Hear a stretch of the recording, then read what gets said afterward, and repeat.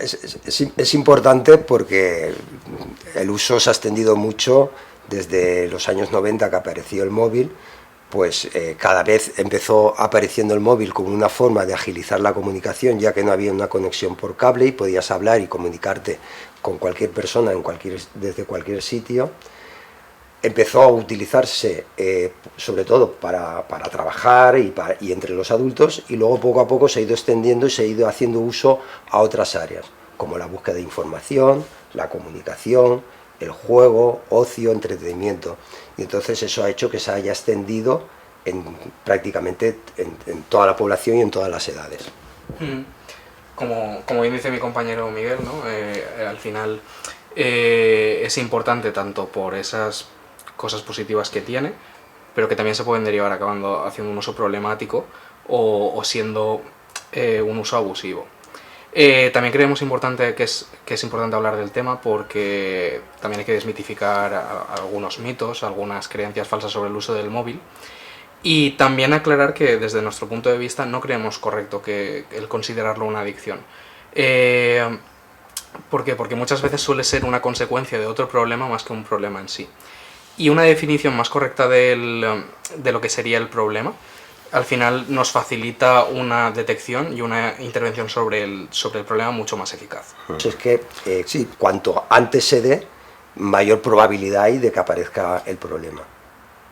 Sí, al final va a depender de tanto factores de protección como factores de riesgo de la persona, de muchos otros factores que lo van a modular, y también dependiendo del tipo de uso problemático que se le dé.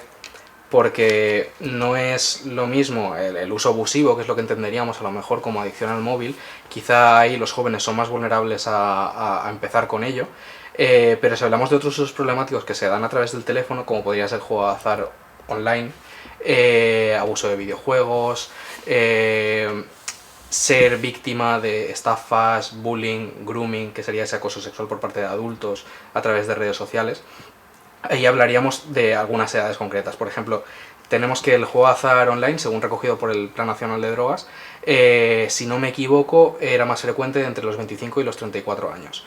Para el juego de azar en presencial es totalmente al revés, pero no, eso no viene al caso. El tema de uso abusivo de internet, por ejemplo, sí que es más común entre los 15 y los 24 años. Y, por ejemplo, del tema de lo que hemos hablado, ¿no? Del bullying, del grooming, en cuanto a eso el Plan Nacional no recoge datos, por desgracia, pero sí que podemos intuir, ¿no? Por sentido común, que los jóvenes van a ser mucho más vulnerables al bullying o al grooming que los adultos.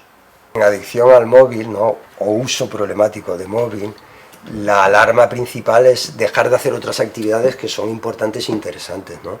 Luego también estaría cuando baja el rendimiento académico. Luego una también muy importante es el dejar de relacionarse de forma presencial, ¿no? Y tal vez también alguna derivada de que me esté gastando mucho dinero en alguna cuestión como puede ser el juego, los videojuegos. Esto siempre va a depender del uso que le demos.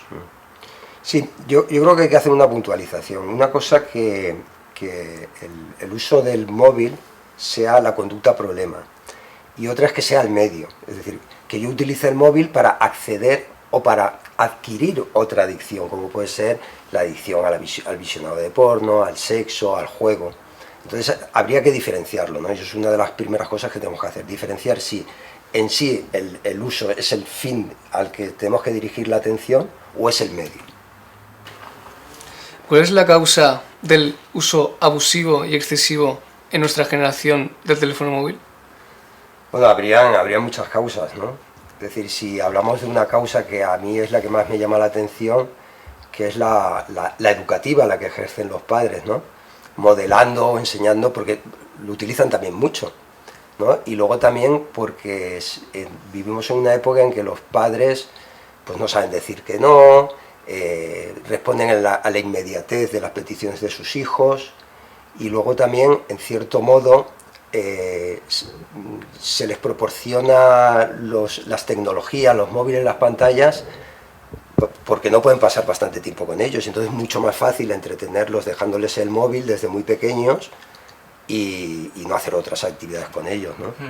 Sí, al final aquí es algo que hemos dejado entrever en preguntas anteriores, ¿no? De que muchas veces hay que diferenciar, como ha dicho Miguel, entre el uso problemático como problema por sí o como consecuencia de otro problema. Aquí a mí me gusta, cuando hablo de estos temas, utilizar un ejemplo que salió hace unos 3 años o así, en el que un chaval de Castellón fue el primer hospitalizado en el mundo por adicción a Fortnite. Salió un estudio y tal, y si te parabas a leerlo, eso es lo que más salía en los medios, ¿no? Adicción a Fortnite.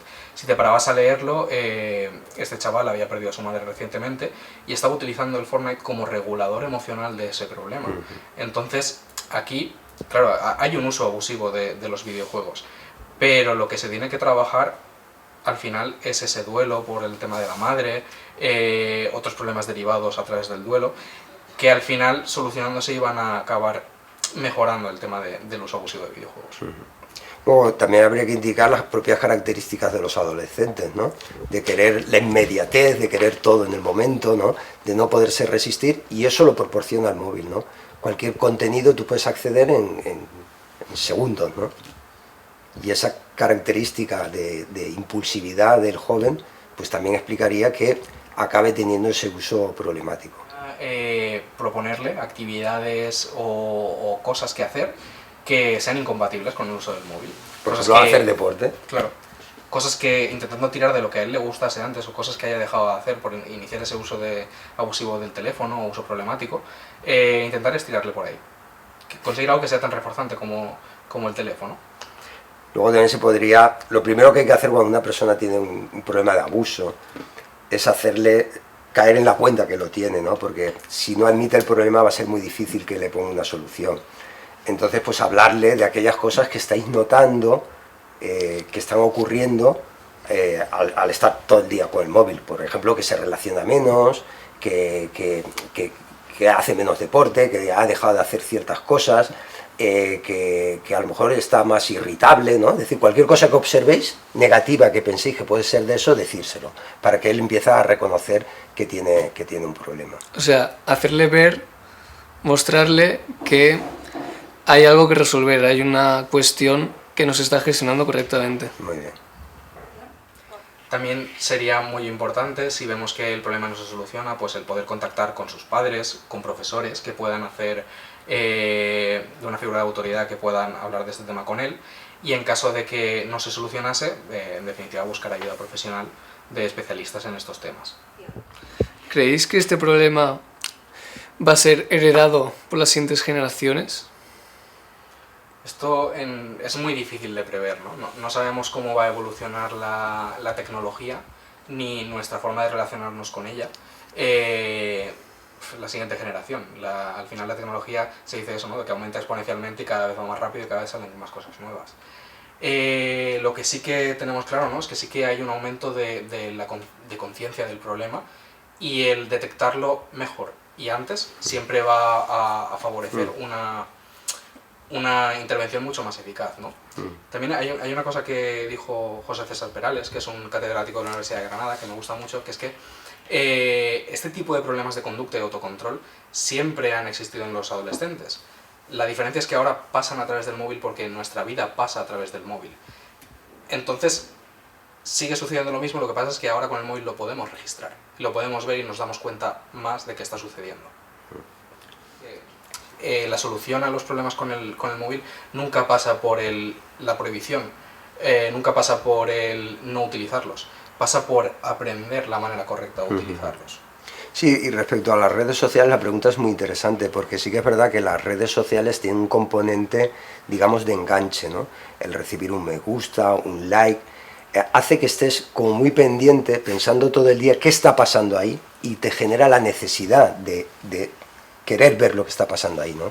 Y entonces eso sí que puede estar interfiriendo, ¿no? En otras actividades, ¿no? Mientras estás estudiando, te pones a estudiar y de repente piensas en las redes y tienes esa necesidad y curiosidad de ver, ¿no? Y entonces se utiliza mucho como una actividad distractora, ¿no? O una actividad que te roba el tiempo.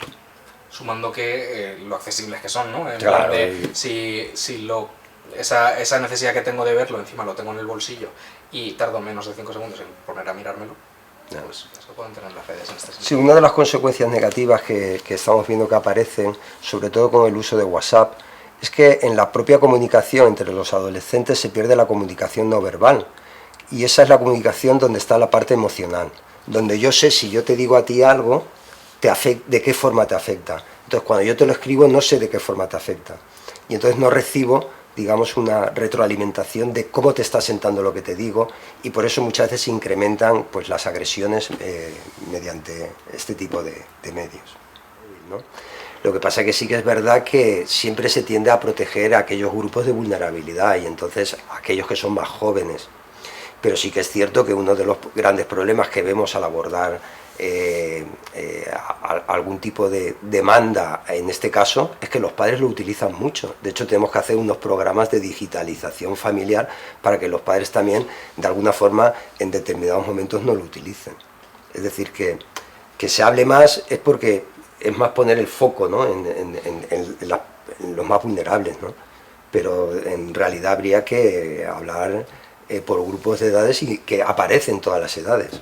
Y aquí, claro. Hemos tenido personas que han tenido una adicción y utilizaban el teléfono móvil para desarrollarla.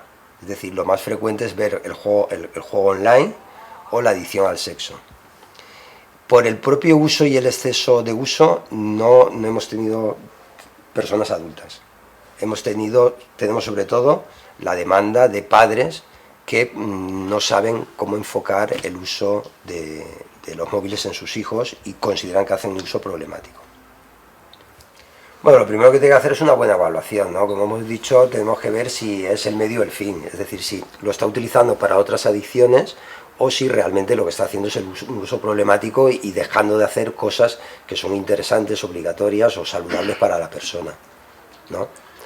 Luego, posteriormente, pues lo que tenemos que trabajar es la motivación, lo que decíamos antes, la conciencia de problema. Y luego sí que inicialmente se tienen que poner una serie de medidas, ¿no?, de medidas de control de estímulos, es decir, reducir el uso, es decir, evitando ese uso mediante controles parentales o limitaciones de tiempo en el móvil. Y luego lo que ya vamos trabajando es introduciendo otras actividades incompatibles y más saludables para cambiar el refuerzo que produce todo lo que tiene que ver con las pantallas con otras actividades que no tienen que ver con las pantallas. ¿Existen centros hospitalarios que se dediquen a curar la adicción al teléfono móvil? Pues personalmente no conocemos ninguno. Pero sí que es probable, ¿no?, que centros que se dedican a la deshabituación y desintoxicación de conductas adictivas hayan podido ver un posible negocio aquí y hayan ofrecido alguna cosa. Sí que es verdad que en esos casos pues se trataría sobre todo de deshabituación forzada, imagino, que eso a corto plazo puede ser beneficioso porque es quitarme el teléfono, pero a largo plazo no es viable. A largo plazo tengo que aprender a utilizar el teléfono de manera correcta, ya que la tecnología ha venido a quedarse. Pues muchísimas gracias por responder y por venir. Bueno, un placer, ha sido un placer. Un placer. Por invitarnos. Gracias.